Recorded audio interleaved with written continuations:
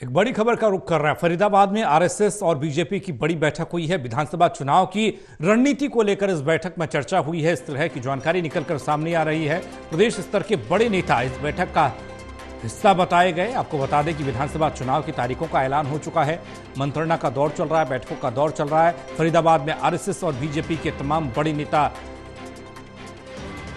बैठक कर रणनीति बनाते दिखाई दिए और इस बैठक को आगामी चुनाव से जोड़कर देखा गया। फरीदाबाद में आरएसएस और बीजेपी की बड़ी बैठक, विधानसभा चुनाव की रणनीति को लेकर इस बैठक में चर्चा हुई है। प्रदेश स्तर के बड़े नेता इस बैठक में शामिल हुए।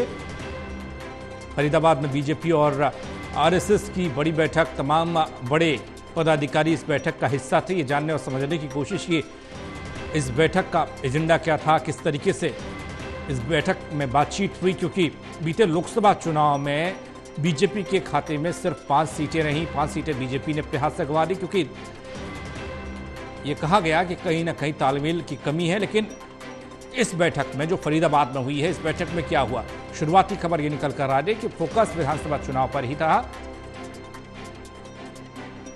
तो फरीदाबाद में आरएसएस और बीजेपी के तमाम पदाधिकारियों ने विधानसभा चुनाव को लेकर चर्चा की है। अनिल मंगला जुड़ रहे हैं हमारे साथ, हमारा संवाददाता। अनिल, फरीदाबाद में आरएसएस और बीजेपी की बड़ी बैठक, क्या कुछ इस बैठक में रहा खास?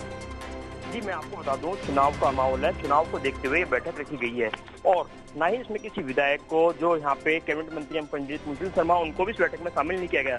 जबकि इसमें आरएसएस के और जो बीजेपी के कार्यकर्ता श्री पुनी को इस बैठक में लिया गया है। जी, क्या चुनाव को लेकर इस बैठक में कोई फैसला लिया गया? किस तरह की रणनीति रहेगी? बड़े पदाधिकारी इस बैठक का हिस्सा थे। आपने कहा कैबिनेट मंत्री नहीं थे, लेकिन जो अधिकारी थे वो किस स्तर के थे? वो जो पदाधिकारी इस बैठक का हिस्सा थे, जो उसमें अधिकारी थे वो दिल्ली से, और जो हरियाणा प्रदेश अध्यक्ष विपुल देव वो भी मौजूद थे। पर लेकिन फरीदाबाद से जो फरीदाबाद के केंद्रीय मंत्री कृष्णपाल गुर्जर वो भी इस बैठक में शामिल नहीं थे, जबकि वो आज पूरे दिन फरीदाबाद के अंदर थे। जी, चलिए, बहुत शुक्रिया आपका तमाम जानकारी के लिए। तो विधानसभा चुनाव को लेकर ही इस बैठक में बात हुई है, क्योंकि चुनाव है और चुनाव को लेकर रणनीति बीजेपी बना रही है।